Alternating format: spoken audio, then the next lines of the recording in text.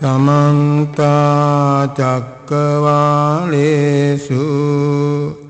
अत्रा गच्छन्तु देवता सद्धम्मं मुनिराजन्ते शृण्वन्तु सग्गमुखदं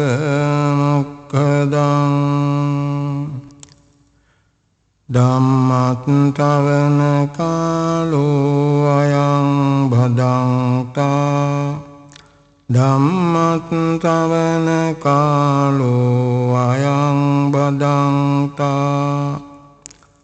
धम्मश्रवण कालो अयं भदन्ता नमो तस्से भगवतो अरहतो सम्मा सम्बुद्धस्से नमो तस्से भगवतो अरहतो सम्मा सम्बुद्धस्से नमो तस्से भगवतो अरहतो सम्मा सम्बुद्धस्से केनचित् नियुक्तो लोको केन सुनपकाशति किस्साबिलेपनं ब्रूहि किंसु तस्से महाभयंति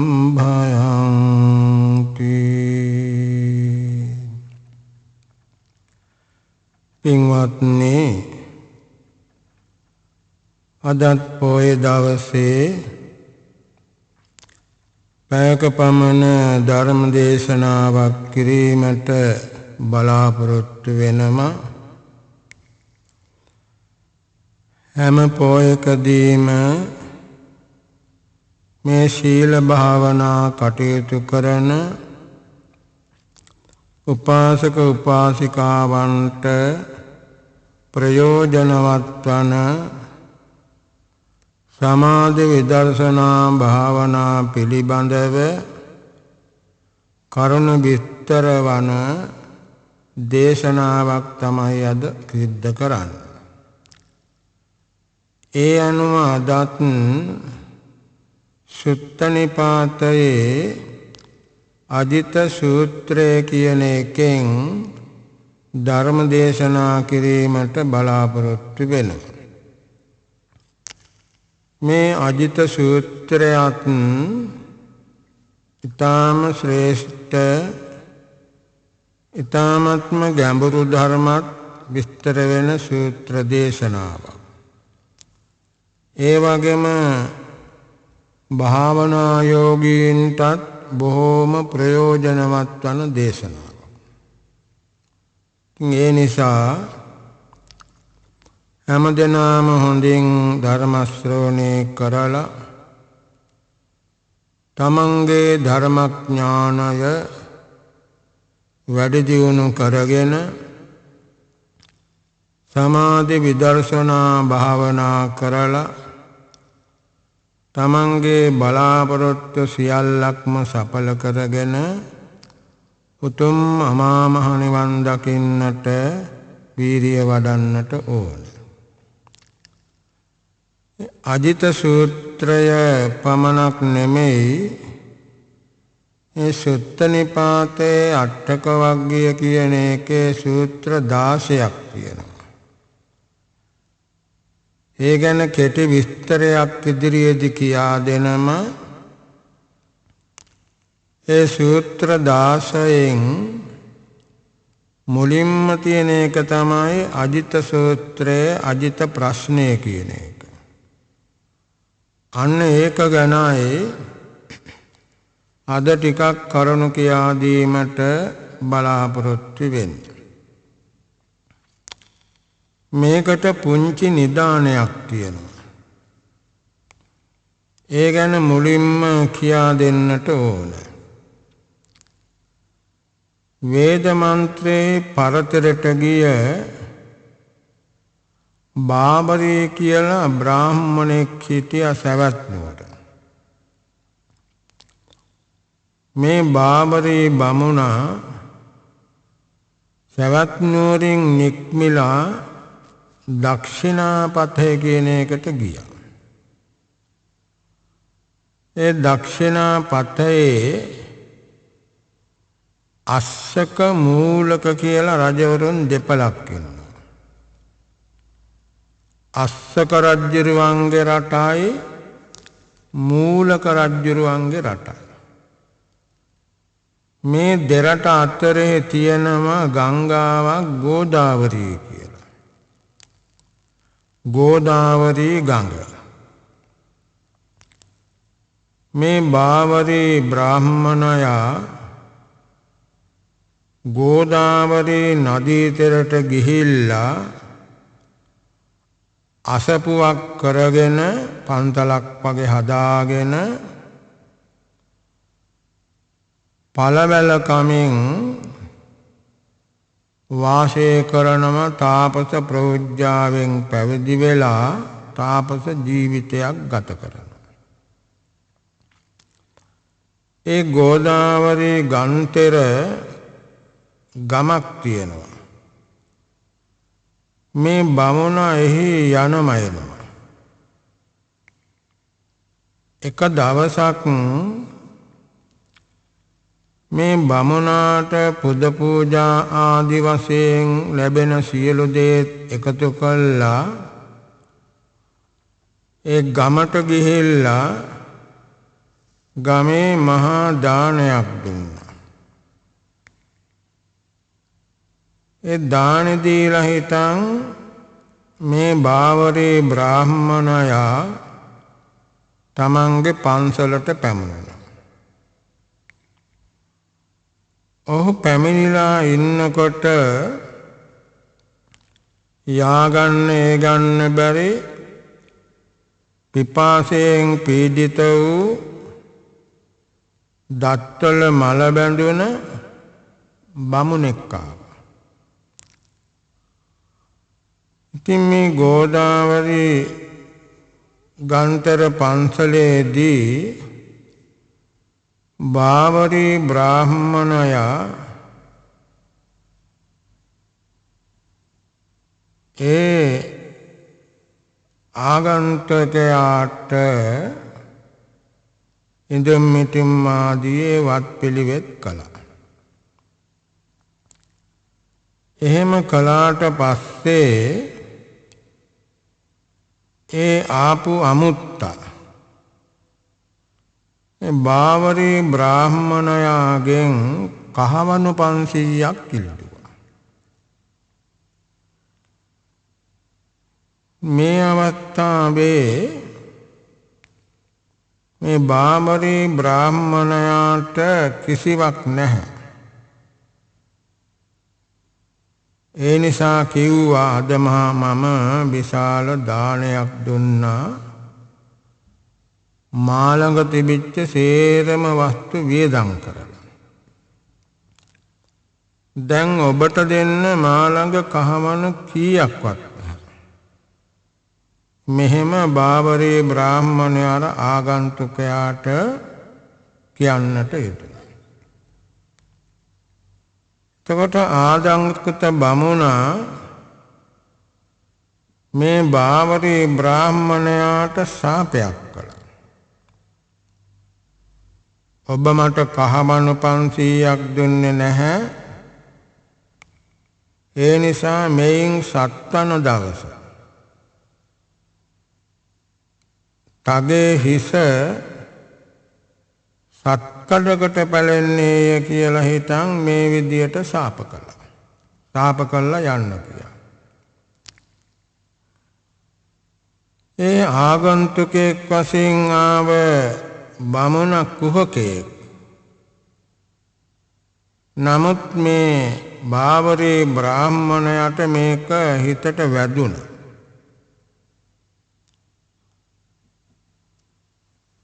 ඒ බාවරී බමුණා ධ්‍යාන උපදවගෙන හිටියේ දැන් ධානවලට සමවදින්නත් බෑ. හිතේ කනස්සල්, හිත පසුතැවිලි වෙනවා. මේම හිතේ නොසන්සුන් බවෙන් යුක්තව තමයි දැන් මේ බාවරේ බ්‍රාහ්මණය වාසය කරන්නේ. දවසක් දෙවියෙක් මේ බාවරේ බ්‍රාහ්මණය දැකලා මෙහෙම කියනවා, ඔබෙන් කහවණු ඉල්ලා ගන්න ආපෝ බමුණා කුහකයෙක්. ඔහු ළඟ කිසිදු ගුණයක් නැහැ. කුහකකම් කරමින් ජීවත් වෙනවා. ඔහු හිස දන්නෙත් නැහැ. හිසේ පැලීම කියන්නේ මොකක්ද කියලා දන්නෙත් නැහැ. මේ දෙවියෙක් කියන්නේ. මේ දෙවියා බාවරේ බ්‍රාහ්මණයාට මෙහෙම කිව්වහම අහනවා, කවුරුද ඒ හිසත් හිසේ පැලීමක් දන්නේ? එතකොට මේ දෙවියා උත්තර දෙනවා, කපිලවස්තු කියන නගරයෙන් අබිනිෂ්ක්‍රමණය කරලා පැවිදි වෙච්ච බුදුරජාණන් වහන්සේ ඉන්නවා. උන්වහන්සේ අරහං ආදී ගුණයෙන් යුක්තයි. උන්වහන්සේ සියලු ලෝක සත්වයාට සැප පිණිස හිත වැඩ පිණිස කටයුතු කරනවා. අන්නේ බුදුරජාණන් වහන්සේ නම් හිස කියන්නේ මොකද්ද, හිසේ පැලීම කියන්නේ මොකද්ද කියලා හොඳටම දන්නවා. මේ බාවරී බ්‍රාහ්මණයා මහ පිං ඇති එක්කෙනෙක්. අතීතයේ බොහෝම පින්දහම් කරලා අපේ බුදුරජාණන් වහන්සේගේ ශාසනයේ රහත් වෙන්න පතාගෙන ආපු මහ පිං ඇති කෙනෙක්. ඒ නිසා බුද්ධ කියන නම ඇහෙනකොටම මේ බාවරේ බ්‍රාහ්මණයාට මහා පුදුම ප්‍රීති ප්‍රමෝදයක් ඇති වුණා. උන් හිටි තැන් අමතක වුණා බුද්ධ කියලා නම ඇහෙනකොටම. ඉක්මනට ඇහුවය දෙවියගෙන්, ඒ භාග්‍යවතුන් වහන්සේ දැන් කොහෙද වැඩ ඉන්නේ? මේ උත්තරාපතයෙහි සවැත් නුවර කියලා නගරයක් තියෙනවා. ඒ සවැත් නුවර තමයි ඒ භාග්‍යවත් බුදුරජාණන් වහන්සේ වැඩ වාසය කරන්න කියලා කිව්වා. දැන් බමුණාට මහා ලොකු ප්‍රීතියක්. බාවරී බ්‍රාහ්මණයා වේද මන්ත්‍රයේ පරතරට ගිය කෙනෙක්. එයාගේ ගෝලයොත් ඉන්නවා 16 දෙනෙක්. අජිත ආදී ගෝලයෝ 16 දෙනෙක් ඉන්නවා. මේ සේරම ගෝලයෝ ටික එකතු කළා මේ බාවරී බ්‍රාහ්මණය. මේ බුද්ධ කියන නම ඇසුණට පස්සේ සේරම ගෝලයෝ ටික එකතු කළා. ගෝලයෝ 16 දෙනා. මෙන්න මේ විදිහ බුද්ධ කියලා කෙනෙක් ඉන්න බව දැනගන්නට ලැබුණා. අපි ගිහිල්ලා බලමු අපේ වේද මන්ත්‍රවල සඳහන් වෙනවා බුදුරජාණන් වහන්සේ කියන උත්තමයාගේ ලක්ෂණ මොනවද කියලා. අපි ගිහිල්ලා බලමු මේ දෙතිස් මහා පුරුෂ ලක්ෂණ ආදිය ඒ බුදුරජාණන් වහන්සේට තියනවාද කියලා. මෙහෙම සාකච්ඡා කරලා ගෝලයෝ 16 දෙනත් එක්ක මේ බාවරී බ්‍රාහ්මණයා දැන් යනවා බුදුරජාණන් වහන්සේ හොයාගෙන. මෙහෙම ගිහිල්ලා සවැත් නුවරට වැටුණා. කලින්ම මෙහෙම කාරණයකුත් මේ බාවරී බ්‍රාහ්මණයා කිව්වා. අපි බුදුන්‍ය කියලා මේ ලෝකේ තව බොහෝ දෙනා ඉන්නවා. ඒ බුදුරජාණන් වහන්සේ නියම බුදු කෙනෙක්ද කියලා අපි තෝරගන්න ඕනේ. ඒක තෝරා ගැනීමට බුදුරජාණන් වහන්සේගේ ශරීරෙහි ලක්ෂණ අපේ මන්ත්‍රවල එනවා. ඒ අනුව අපට ඒක තෝරගන්න පුළුවන් ගිහිල්ලා බලලා දැකලා. ඊළඟට දැන් මම ගිහිල්ලා ඒ බුදුරජාණන් වහන්සේගෙන් ප්‍රශ්නයක් අහනවා. නියම බුදුරජාණන් වහන්සේ නම් මම අහන ප්‍රශ්නෙට පිළිතුරු දෙයි. හැබැයි මේ ප්‍රශ්නේ අහන්නේ මම වචනයෙන් කටින් නෙමෙයි. හිතෙන් තමයි මේ ප්‍රශ්නේ අහන්නේ. වචන වලින් නෙමෙයි. මෙහෙම මේ ගෝල පිරිසටත් කියලා ගියා බාවරී බ්‍රාහ්මණයයි ගෝලයෝ 16 දෙනයි බුදුරජාණන් වහන්සේ දකින්නට. බුදුරජාණන් වහන්සේ දකිනකොටම මේ අය තේරුම් ගත්ත මේ ලක්ෂණ වලින් යුක්ත නම් ගිහිගේ හිටියනම් එක්ක සක්විති රජ වෙන්න ඕන, මහණ වුණා නම් බුදු වෙන්න ඕන. ඔක්කොම ලක්ෂණ තේරුම් ගත්තා. බුදුරජාණන් වහන්සේ තොන්ට සියලු ලක්ෂණ ප්‍රකට වෙන්න සැලැස්සුවා.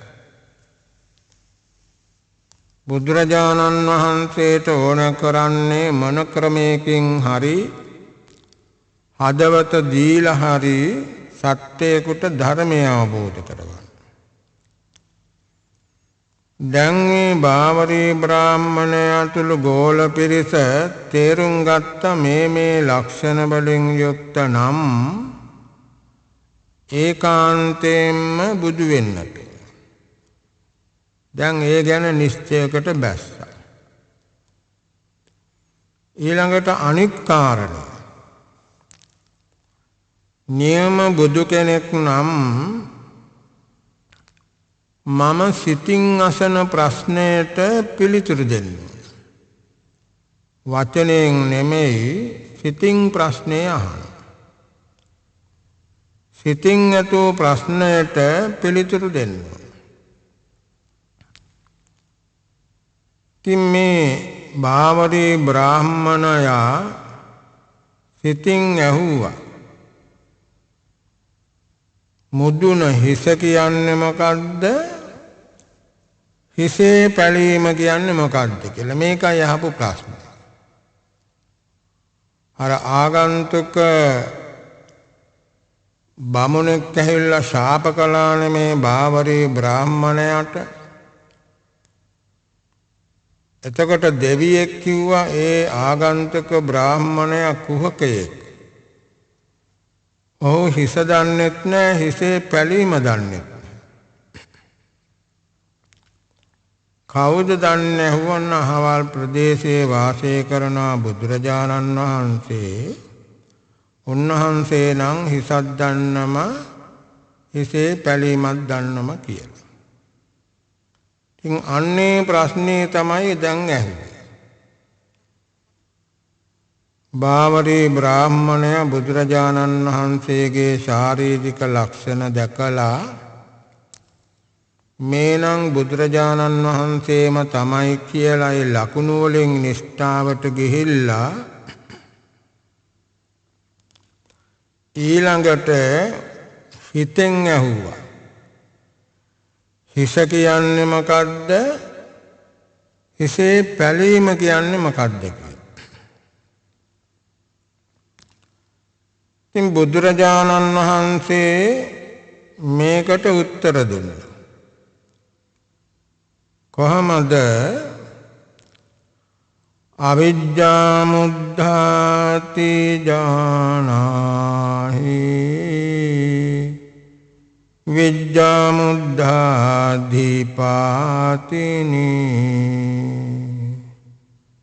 සද්ධා සති සමාධි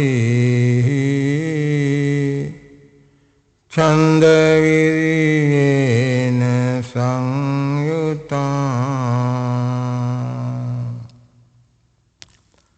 මේ බුදුරජාණන් වහන්සේ පිළිතුරු දුන්න හැටි. ඒ ගාථාවේ තේරුම මෙහිමයි.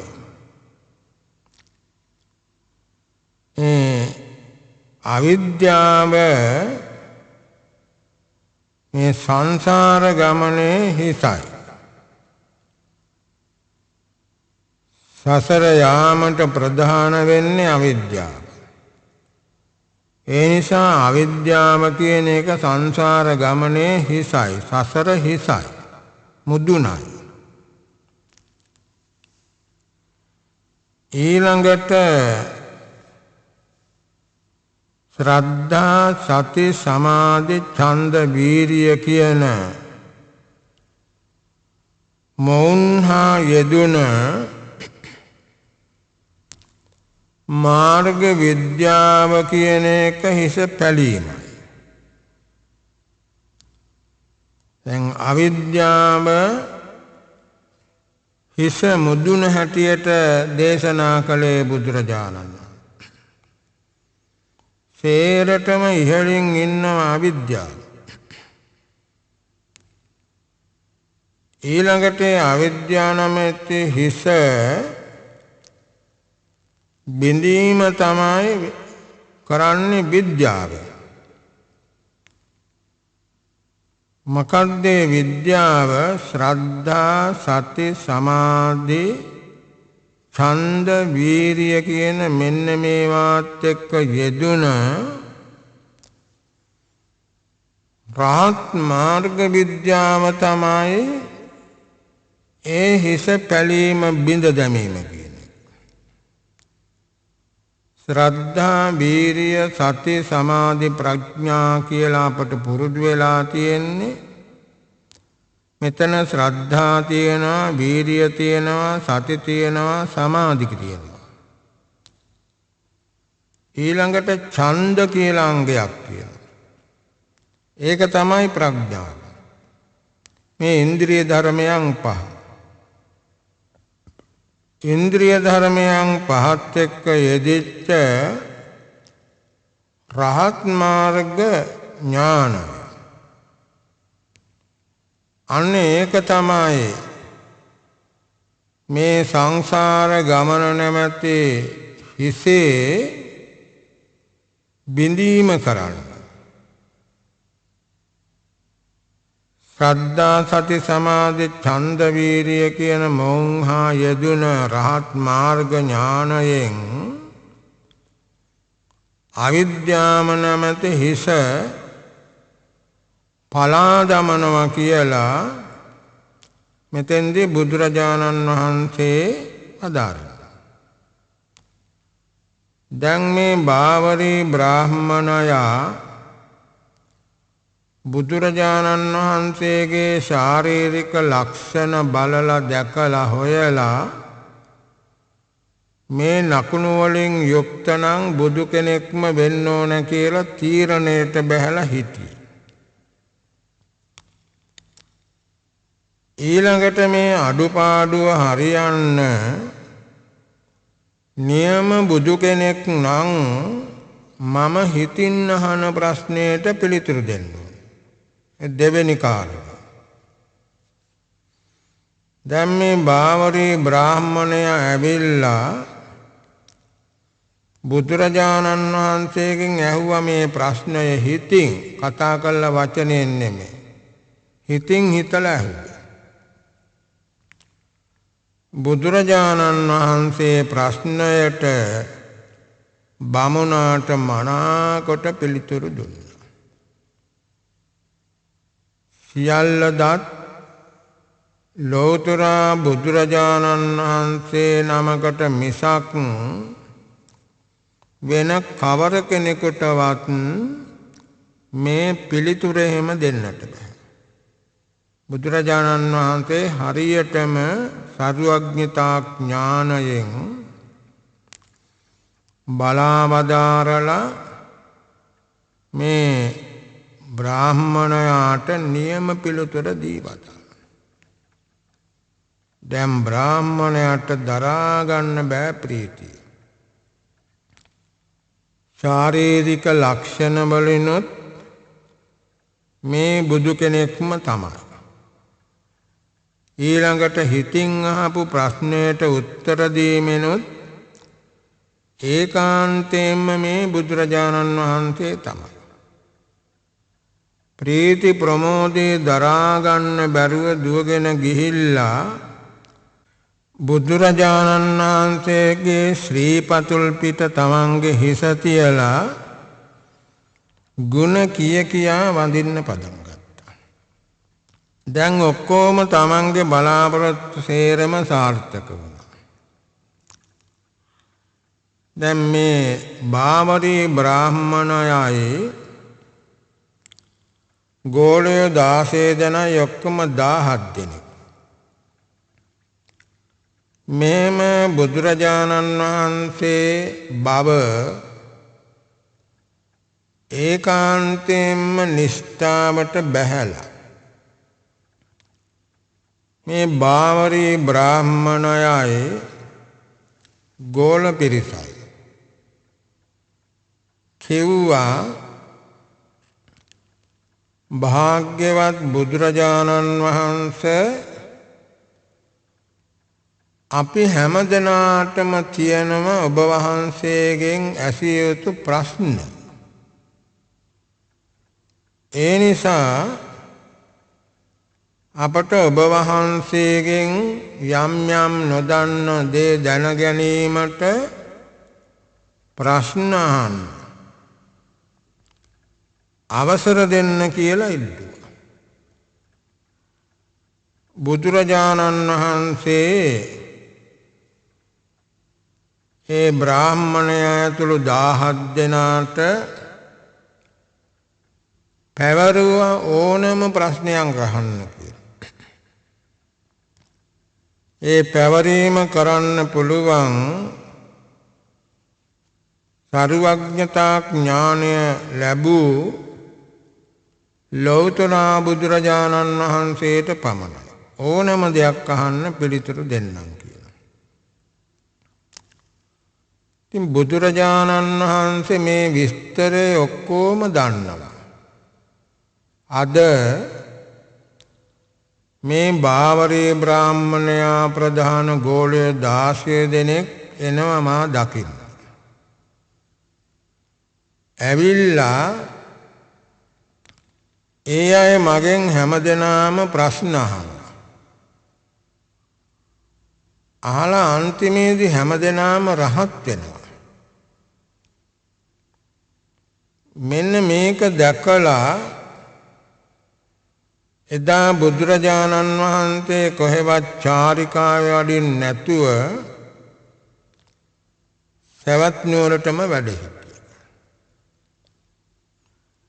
ඉතින් මේ ගෝලය 16 දෙනාගෙන් එක්කෙනෙක් තමයි අජිත මානවකයා කියන්නේ.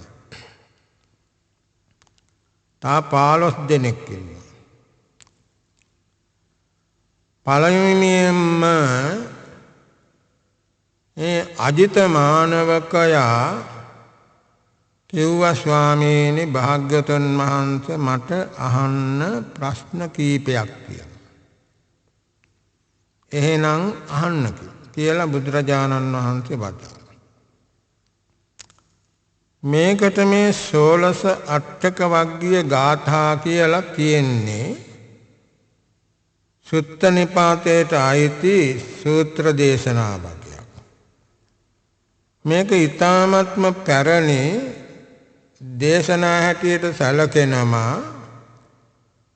මොකද මේ සූත්‍රවල ගාථා නොයෙක් තැන්වලදී බුදුරජාණන් වහන්සේත්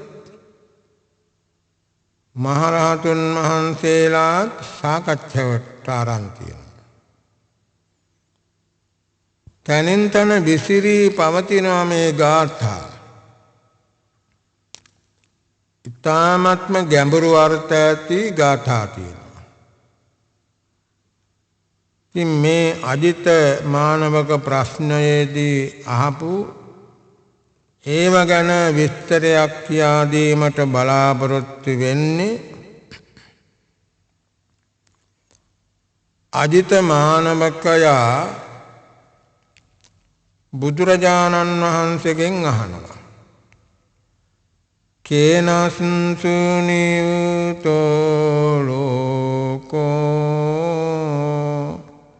කේනස්සු නප්පකාසති කිස්සාබිලේපනං බ්‍රූහි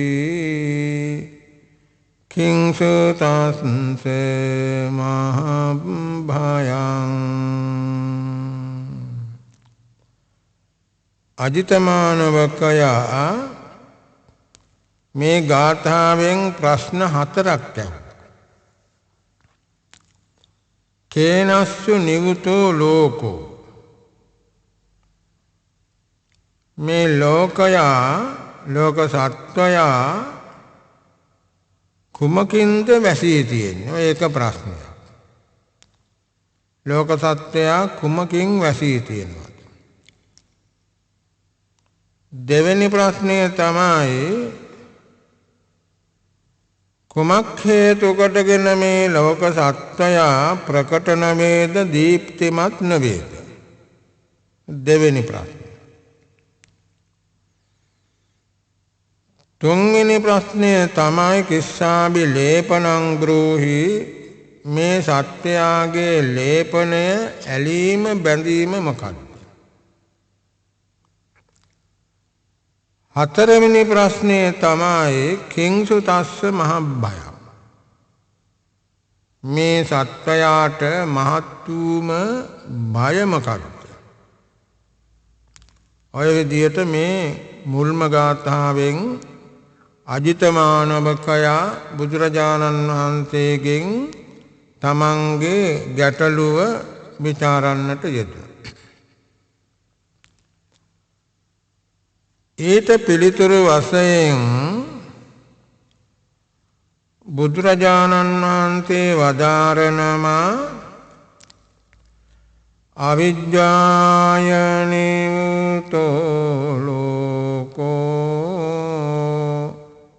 විවිච්ඡා පමාදානප්පකාසති ජප්පා බිලේපනං බ්‍රූමි දුක්ඛමත්සේ මහභයං. මේ අජිත මානවකයා මුල් ගාථාවෙන් ප්‍රශ්න 4ක් ඇහුවානේ. බුදුරජාණන් වහන්සේ තවත් ගාථාවකින් මේ ප්‍රශ්න 4ටම පිළිතුරු 4ක් දී වදාළා. කේනස්සු නියුතෝ ලෝකෝ කියලා මේ අජිතමානමකේ ඇහුවා. මේ ලෝක සත්‍යය කුමකින් වැසී තියෙනවද කියලා. බුදුරජාණන් වහන්සේ වදාරනවා අවිජ්ජාය නියුතෝ ලෝකෝ. මේ ලෝක සත්‍යය අවිද්‍යාවෙන් තමයි වැසිලා තියෙන්නේ. අපේ බණ පොතේ හැමතැනම වාගේ විස්තර වෙන්නේ මේ අවිද්‍යාව කියන්නේ චතුරාර්ය සත්‍ය නොදැනීම කියලා. දුක්ඛේ අඥානං, දුක්ඛ සමුදයේ අඥානං, දුක්ඛ නිරෝධේ අඥානං, දුක්ඛ නිරෝධ ගාමිනී පටිපදාය අඥානං කියලා. හැමතැනම මේ විදියට මේ දේශනාව තියෙනවා. එතකොට චතුරාර්ය සත්‍ය ධර්මයන් පිළිබඳව නොදැනීම, ඒව අවබෝධ කර නොගැනීම තමයි මේ අවිද්‍යාව හැටියට එතන විස්තර වෙන්නේ. ඊළඟට මේ අවිද්‍යාව කියන එකේ අර්ථ දෙකක් තියෙනවා. එකක් තමයි අන්ධකාරාර්ථය කියලා. අනික සත්‍ය වැසීමේ අර්ථය. ඝන අන්ධකාරයේදී අපට කිසිවක් පේන්නේ නැහැ.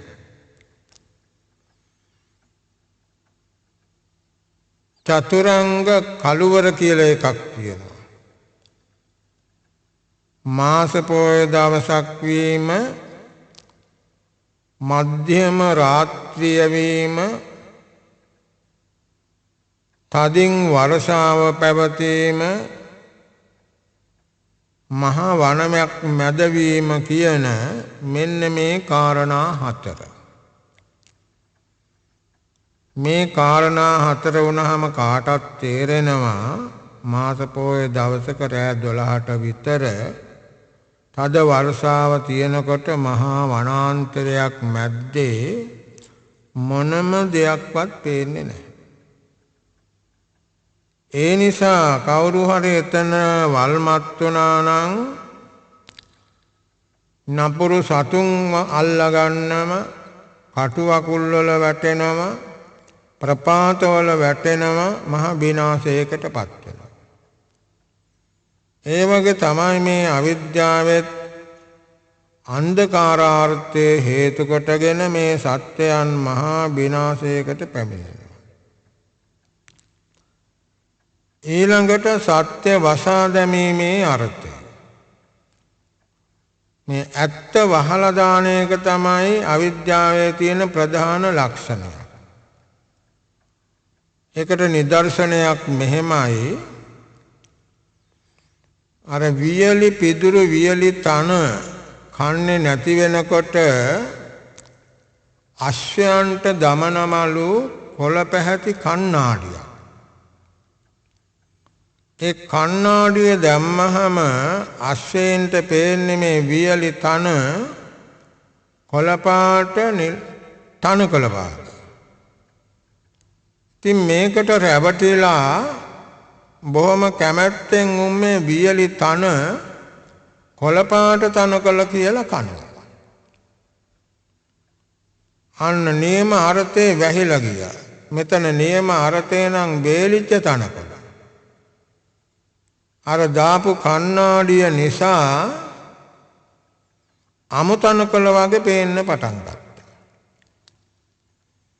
දැන් අපි රතු පාට කණ්ණාඩියක් දාලා බැලුවොත් වටා පිටා පරිසරය අපට ගස්වැල්, ගෙවල් දොරවල් ඔක්කොම පේන්නේ රතු පාටට. නමුත් ඇත්ත ඒක නෙමෙයි. ඇත්තනම් ගස් කොළන් කොළ පාටයි, දේවල් සුදු පැහැ ආදී විවිධ පාට තියෙනවා.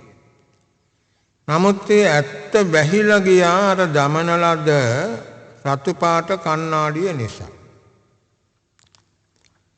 ඒ වගේ මේ කණ්ණාඩියක් දැම්ම වගේ තමයි අවිද්‍යාව ඇත්ත ඔක්කොම වහලා දානවා. ඇත්ත වැහිලා යනවා.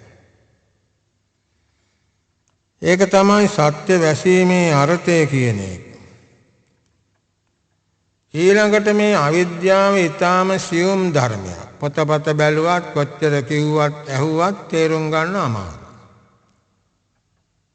ඒ තරම්ම සියුම් ධර්මයක්. දැන් භාවනා කරන අයට තරහක් ආවම තමන්ගේ මනසට තේරෙනවා දැන් තරහක් ආවා කියලා. ආශාවක් ඇති වුණාම ඒකත් තේරෙනවා. මෙනෙහි කරන්න පුළුවන්. ආශාව අනිත්‍යයි කියලා තරහ අනිත්‍යයි කියලා මෙනෙහි කරන්න පුළුවන්. කවර කෙනෙකුටවත් අවිද්‍යාව අනිත්‍යයි කියලා මෙනෙහි කරන්න බෑ. හිතට අහු වෙන්නේ. ඒකට එක හේතුවක් තමයි සංයෝජන වශයෙන් බැලුවහම සක්කාය දිට්ඨි විචිකිච්ඡා සීලබ්බත පරාමාස කාමරාග ව්‍යාපාද කියන මේ ප්‍රධාන ඕරම් භාගය කියන සංයෝජන පහ මේවා ගොරෝසු ඒවා. මේ ගොරෝසු සංයෝජන නිසා ඊතා සියුම් වූ අවිද්‍යාව හසු වෙන්නේ. දැන් ගොරෝසු දෙයක් තියෙනකොට සියුම් දෙය හසු වෙන්නේ නැහැනේ. අපිට මහා හඬක් ඇහෙනකොට සියුම් හඬ නොඇසී යනවා. ඉතින් මේ විදිහට අර ගොරෝසු කෙලෙස් නිසා මේ අවිද්‍යාව ගැන කොච්චර කිව්වත් පොතපත බැලුවත් තෝරගන්නට බෑ. ඒ මුලින් සඳහන් කළ සංයෝජන ධර්මයන් ප්‍රහාණය කළාම නම් අන්න සියුම් අවිද්‍යාව තේරුම් ගන්න පුළුවන්. මෙන්න මේ අවිද්‍යාවෙන් තමයි ලෝක සත්‍යය වැසිලා ඉන්නේ කියලා බුදුරජාණන් වහන්සේ වදාරනවා.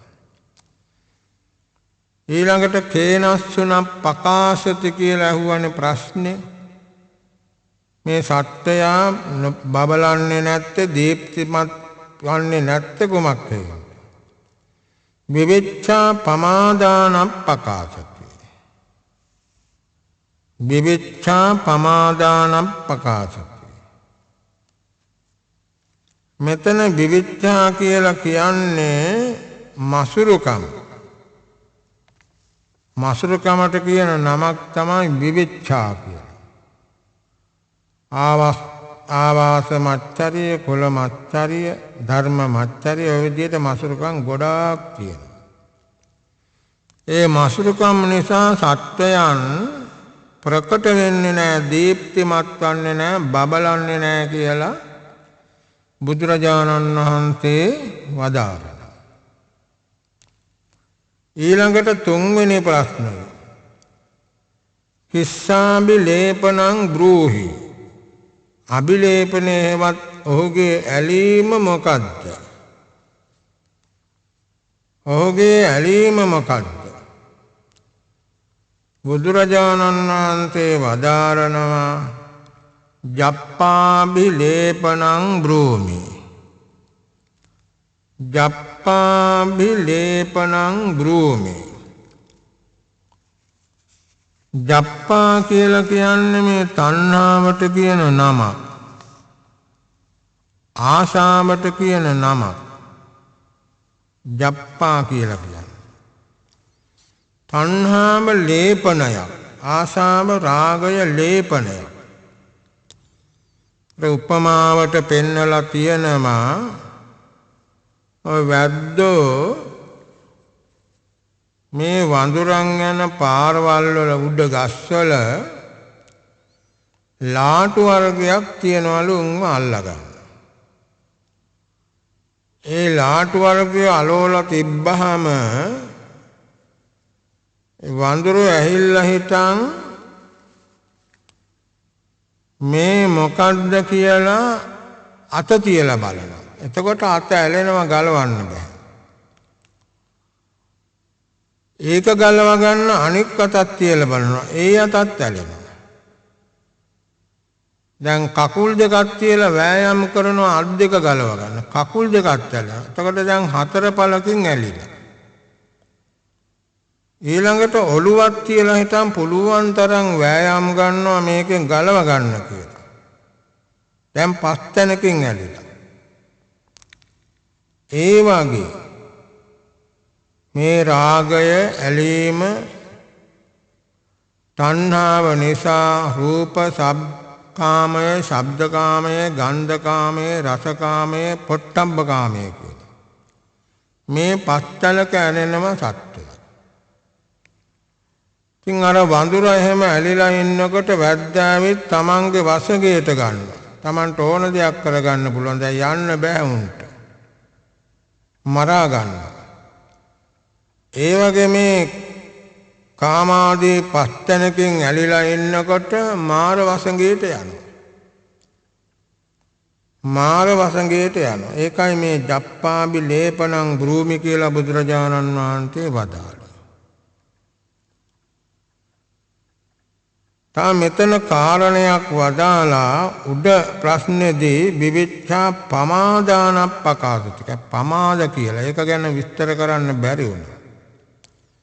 පමාදානප්පකාසති. ප්‍රමාදයක් මේ මච්චරියත් නිසා තමයි මේ ප්‍රකට නොවන්නේ දීප්තිමත් නොවන්නේ. ආවාස මච්චරිය, කුල මච්චරිය, ලාභ මච්චරිය, වර්ණ මච්චරිය, ධර්ම මච්චරිය කියලා 5ක් තියෙනවා. මෙන්න මේ මසුරුකම නිසා ප්‍රකට වෙන්නේ දීප්තිමත් වෙන. අනික් කාරණේ පමාදානප්පකාසති. ප්‍රමාදයත් ඒකට හේතු වෙනවා. ප්‍රමාදය. මේ ප්‍රමාදය වරින් වර විස්තර කරලා දීලා තියෙනවා. කායදුච්චරිතේවා, වචීදුච්චරිතේවා, මනෝදුච්චරිතේවා. කාය වචී මනෝ කියන මේ දුස්චරිතයන් පිළිබඳව පංචසවා කාමගුණේස චිත්තස්ස වස්සග්ගතා. ඒ කියන්නේ පංචකාම ගුණයන්ට පංචකාමයන්ටත් කාය වචී මනෝ කියන දුස්චරිතයන් පිළිබඳවත් හිත විහිදුවලා ආරිනවා. ඒ පැත්තට යොමු කරනවා කියන එකයි. ඒ පැත්තටම හිත යොමු වෙලා බැඳිලා පවතිනවා. අනිත් අතට කුසලානං වා ධම්මානං භාවනාය කුසල ධර්මයන් සමාධි විදර්ශනාදී භාවනාවන් පිළිබඳව අසක්කච්ඡ කිරියත. ඒක සකස් කොට නියම හැටියට කරන්නේ නැහැ. අසාතච්ඡ කිරියත.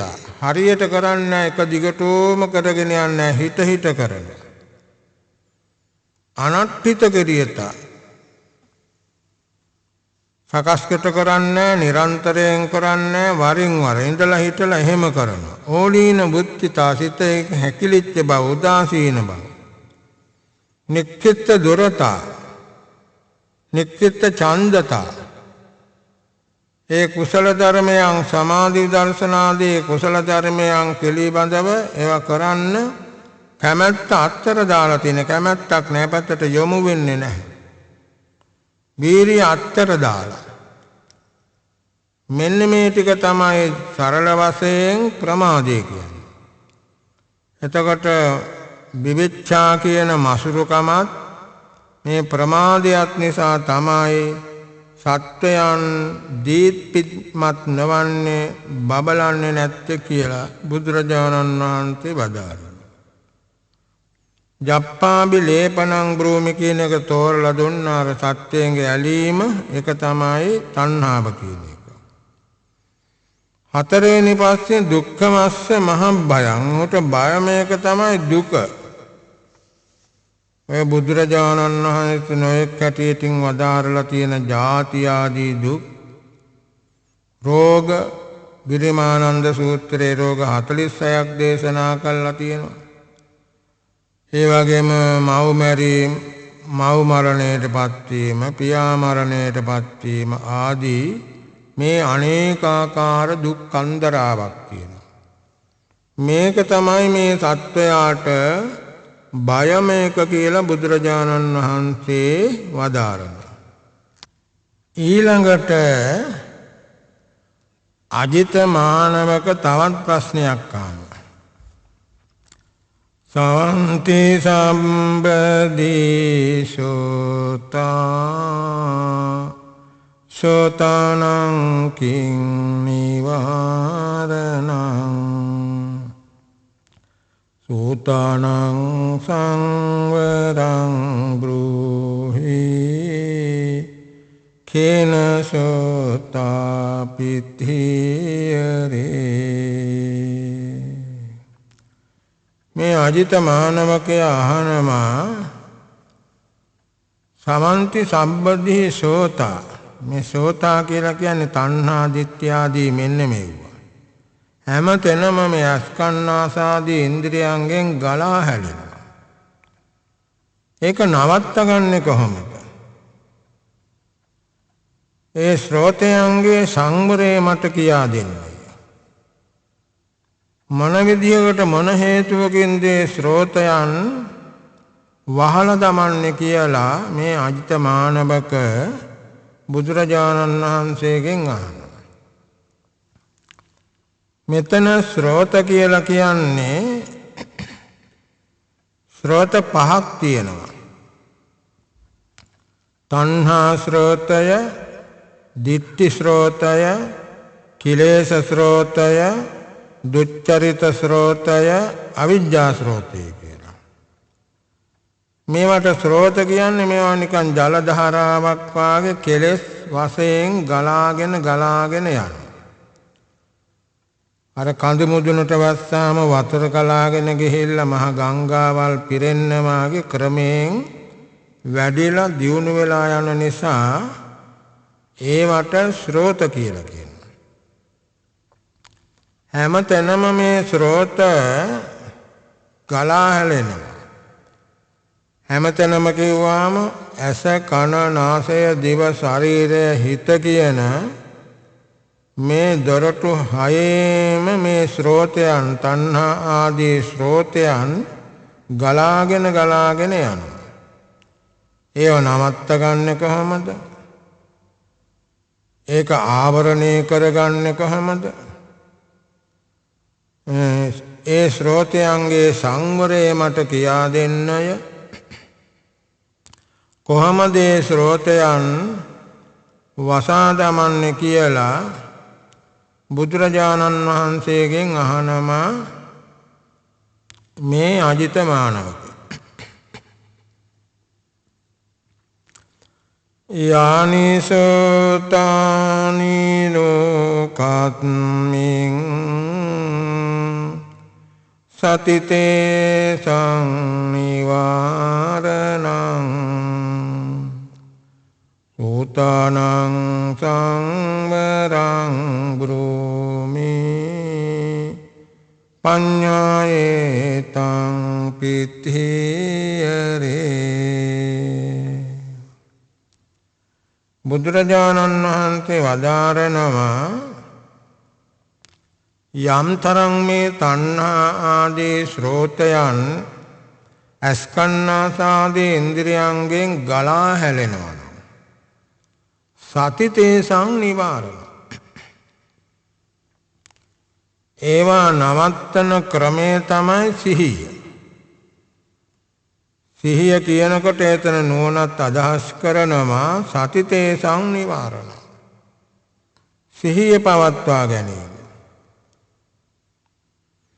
සෝතානං සංවරං බ්‍රූමි පඤ්ඤායතං කිතීරේ. ඒ ශ්‍රෝතයන්ගේ සංවරය මම කියා දෙනමය. ප්‍රඥාවෙන් තමයි මේ තණ්හා ආදී ශ්‍රෝතයන් වසා දමන්නේ කියලා බුදුරජාණන් වහන්සේ වදාරනවා. එතකොට මෙතන ප්‍රඥාවක් ගන්නවා සතියක් ගන්නවා. එතකොට සිහි නුවණ කියලා අපි සරල වශයෙන් ගත්තාම අස්කන්නාසාදී දොරටු වලින් ගලා එන තණ්හා ආදී ශ්‍රෝතයන් නවත්තා ගැනීමට ඒව නිවාරණය කර ගැනීමට තියෙන ක්‍රමේ තමයි සිහි නුවණ පැවැත්වීම. බුදුරජාණන් වහන්සේ වදාළා. කොහොමද සිහි නුවණ පවත්වන්නේ? සබ්බේ සංඛාරා අනිච්චාති සියලු සංස්කාර අනිත්‍යයි කියලා ඔන්න සීනුවන පවත්වනවා. සබ්බේ සංඛාරා දුක්ඛාති සියලු සංස්කාරයන් දුකයි කියලා සිහිනුවන පවත්වනවා.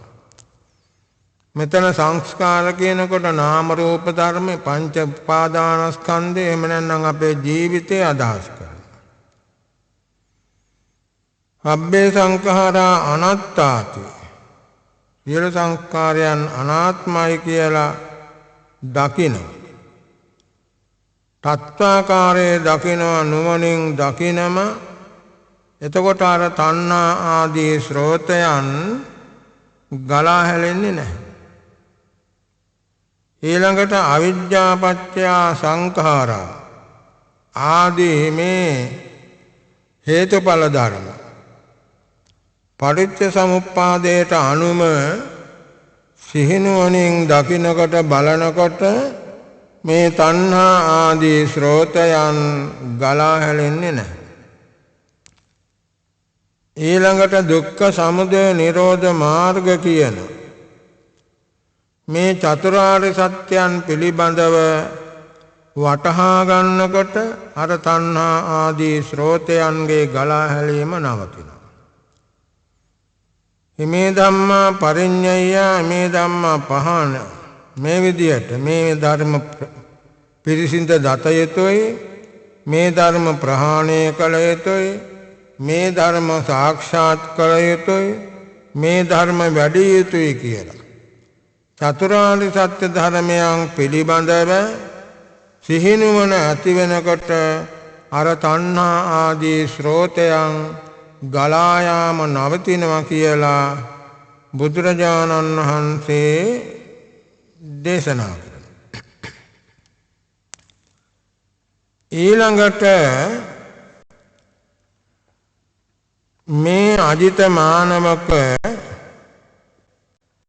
තවත් ප්‍රශ්නයක් අහනවා බුදුරජාණන් වහන්සේ. දැන් මෙතන සති පඤ්ඤා පිළිබඳව බුදුරජාණන් වහන්සේ වදාළා. ඒ ගැනම අහනවා මේ අජිත මානවක. පඤ්ඤාතේව සති චාපි නාම රූපංච මාරිස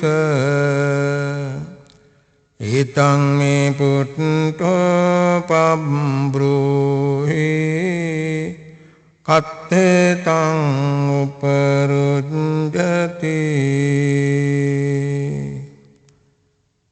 කලින් වදාළ මේ පඤ්ඤාචේව සතිචේ සිහියත් නුවණත් මේ දෙකයි.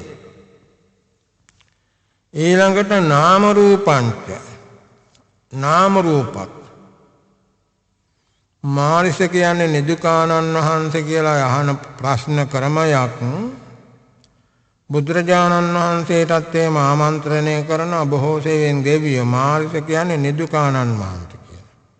බුදුරජාණන් වහන්සේට ආමන්ත්‍රණය කළා නම් ප්‍රඥාවත් සිහියත් නාම රූප ධර්ම කියන්නේ මේවා. මේ ගැන මම අහනවා කත්තේතං උපරුජ්ජති. මේ කියන ධර්ම සේරම නැති වෙලා ප්‍රහාණය වෙලා ෂේ වෙලා යන්නේ කොහෙදද කොතෙන්දද කියලා තමයි මේ ප්‍රශ්නේ අහන්නේ අජිත මානව. බුදුරජාණන් වහන්සේ වදාරනවා යමේතං පඤ්ඤං අපුච්චි අජිතතං වදාමිතේ යත්ථ නාමං රූපං අශේෂං උපරුද්ධති විඤ්ඤාණස්ස නිරෝධේන එත්තං උපරුද්ධති.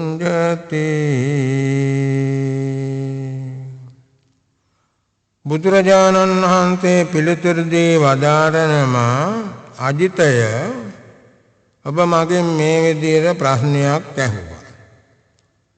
අනේ ප්‍රශ්නෙට තමයි මම මේ පිළිතුරු දෙන්නේ. යම් තැනක නාම රූපත් සිහිනුවණක් කියන මේවා ඉතිරි නැතුව විනාශයට නිරෝධයට යනවද කියලානේ අහුවේ. අනේකට උත්තරේ තමයි විඥානස්ස නිරෝධේන එත්තේතං උපරුජ්ජති. විඥානයාගේ නිරෝධය. මෙතන විඥානය කියන එක අபிසංස්කාර විඥානය කියලා තමයි විස්තර කරලා තියෙන්නේ. ඒ අபிසංස්කාර විඥානය කියනකොට සෝවාන් පුජ්‍යලයාගේ අபிසංස්කාර විඥානය ඇති වෙනවා මාර්ග ඥානයි. එතෙන්දී ඔහු ආත්ම හතකින් එහා පැත්තේ ඇති වෙන සිහි නුවණ නාම රූප ධර්ම නැති කරනවා.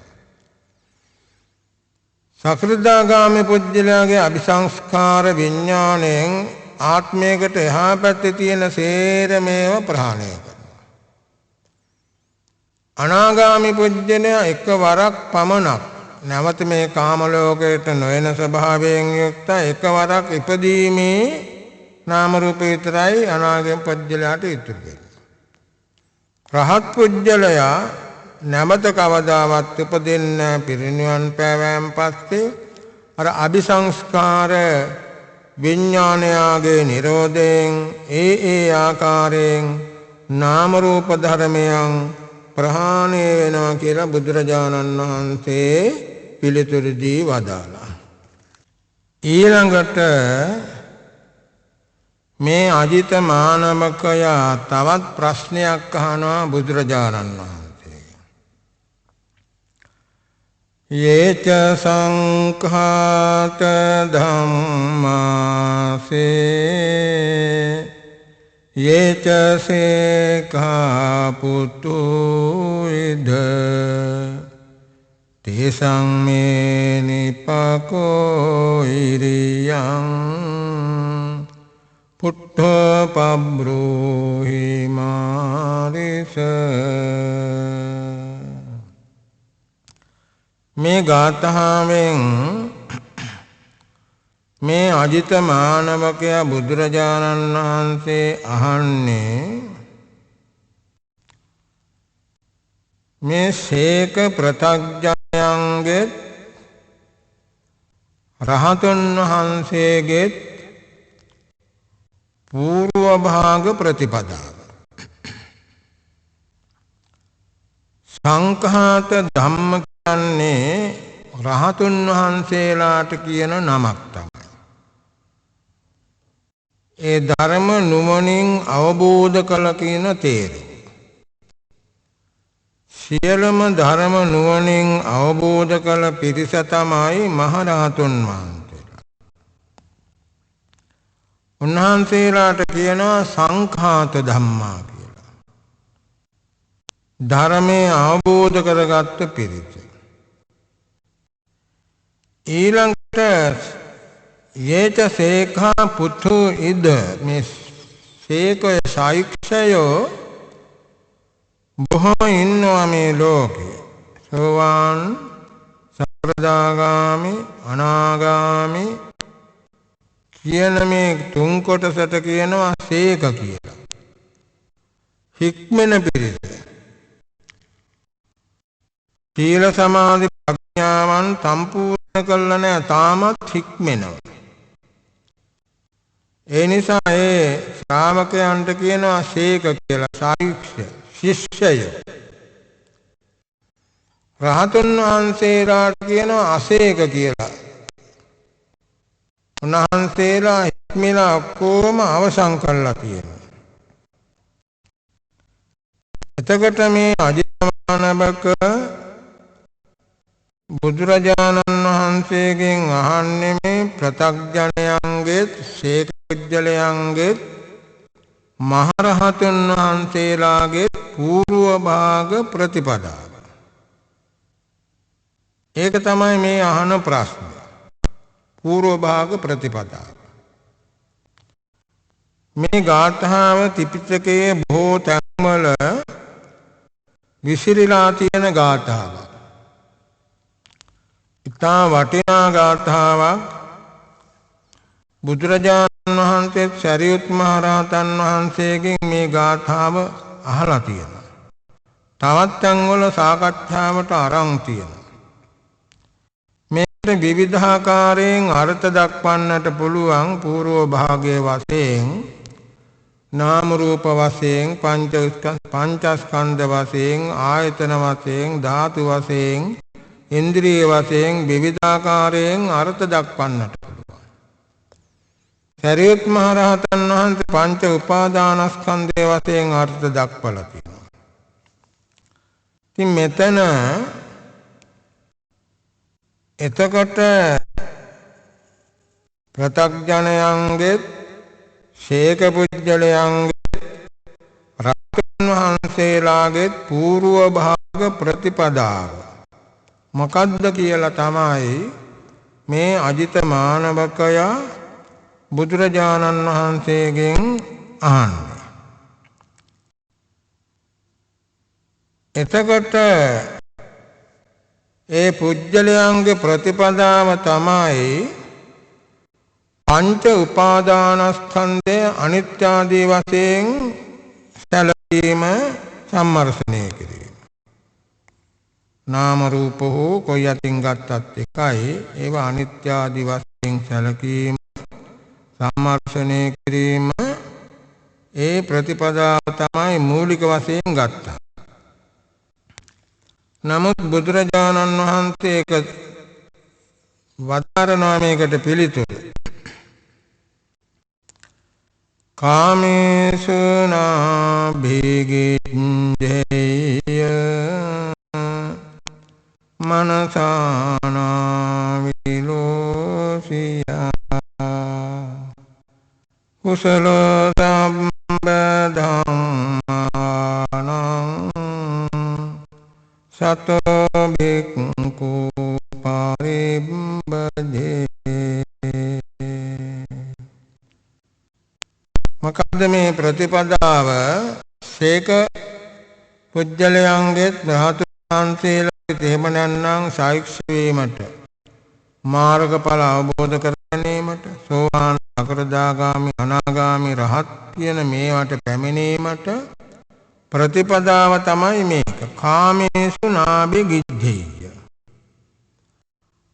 රූපකාම, ශබ්දකාම, ගන්ධකාම, රසකාම, පොට්ටබ්බ කියන මේ කාමයන් කාම වස්තුන් පිළිබඳව නොඇලෙන්නේ. ඒ කාම වස්තු තියෙනවා, අපි ඒවායේ ඇලෙන්න හොඳ නැහැ. කාමයන්ගේ නොඇලිය යුතුයි, නොඇලෙන්නේ. ඔය එක. මනසා නාබිලෝසිය. සංසිඳවා ගන්න මේ කැළඹිච්ච නැති හිතක් ඇති කරගන්න. මනසා නාබිලෝසිය. ඒ වගේම කුසලෝ සබ්බ ධම්මාන. සියලු ධර්මයන්ට, මෙතන සියලු ධර්මයන් කියන්නේ අනිත්‍ය ආදී ලක්ෂණ මෙනෙහි කිරීමේ කියන ධර්මයන්. ඒවට හොඳ දක්ෂයෙක් වෙන්නට ඕන. සතෝ භික්ඛු පරිබ්බජේ. භික්ෂුව සිහියෙන් යුක්තව වාසය කරන්න ඕන, ඉසිරෙන්න ඕන. මෙන්න මේක තමයි ප්‍රතිපදාව.